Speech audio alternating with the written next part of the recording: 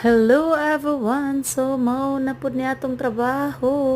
Mao na ni ang katong permero jud nga. Siyempre, malakas-lakas din yung trabaho natin dito guys kasi 3 months lang talaga yung kontrata namin dito. So, nagpapasalamat din ako sa aking partner kasi siya talaga ang nagtatrabaho mismo, di ba? Og sa Bisaya, gipangunayan jud niya ang trabaho namo. So, kani guys, kung sa mga tao lang jud ni siya nga affordable sa bulsa nga kayang-kaya sa bulsa nila kay mahal man gud magpagama jud balay karon guys no, liman ka og wa kay 2 million or 1.5 di ka kagama og bahay nga ingon ani na guys.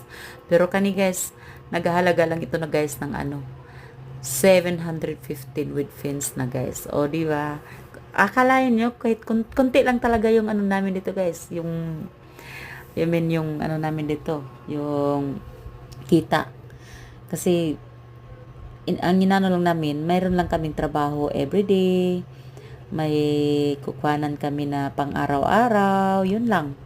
Yun lang hinahanap namin guys. Hindi kami nag-adapt na parang gusto namin na lumago yung trabaho or yumaman kami, hindi.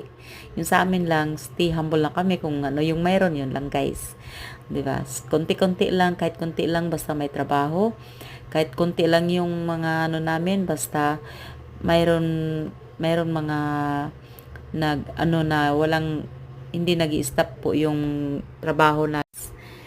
So, laking salamat ko din kasi may bless talaga galing kay God at syempre malapit na rin tumatapos, o di ba? 3 months lang kasi yung kontrata namin ito sa may-ari. Then nagpapasalamat tayo sa may-ari guys kasi wala dito na sa Amerika. Hindi pa kami nag-meet. So, yun lang kasi mostly yung ginagawa namin na apartment ay nandyan talaga yung may-ari. Ngayon lang kami nagka-encounter na wala yung may-ari talaga. Hindi pa rin namin nakilala, 'di ba? So, sobrang trust niya sa amin, guys.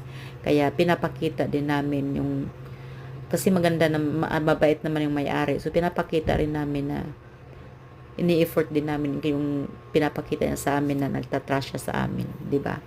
So, thank you for watching everyone.